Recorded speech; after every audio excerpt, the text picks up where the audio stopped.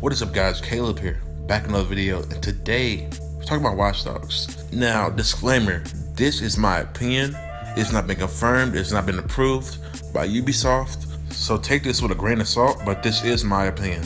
So going into E3, everybody was saying Watch Dogs 3 is coming out, and then coming out at E3, it was announced Watch Dogs Legion was the game that was coming out next year. And instead of them putting a number on it, they just gave it a name, you know? Kind of like how they're doing with Assassin's Creed right now. So this whole situation started to remind me of Assassin's Creed. So Assassin's Creed, basically, they had all these games, like I think it was 1 through 4, where they would have this continuous storyline, you know, there'll be a main character who would go in and out of the Animus. They'll talk about his stories, and then stories inside the Animus.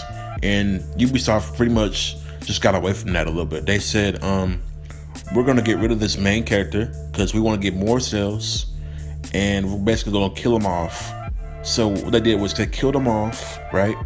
Spoilers if you haven't figured it out already. They killed him off in order to get more people to play the game, which makes sense, you know. A lot of people didn't want to play the game because the story continued for several games, and they would just put a number on every game, I believe up until Black Flag.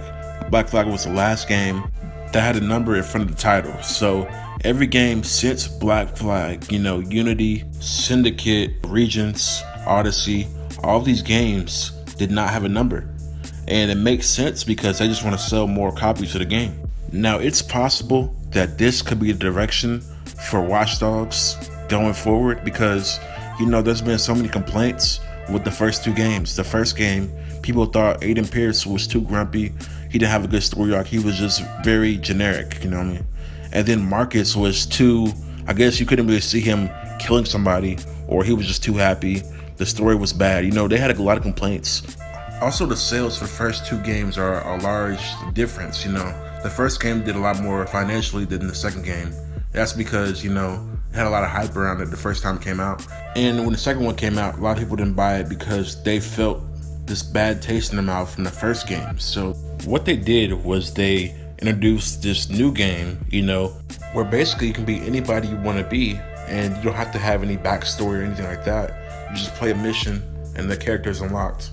Now hopefully future games aren't like this because I really did enjoy the story for the first and second games. I mean, the second game, the story wasn't that strong, but the first game was a strong story to me. I do know that there's the possibility of them bringing back, you know, the old characters from the previous games and like DLC and stuff like that, but it's like, it's not the same as it would be to play as them in the main storyline. But what do you guys think about this? Let me know in the comment section down below. Am I right? Am I wrong? But that'll be it for now, guys. Hit the like button if you enjoyed the video.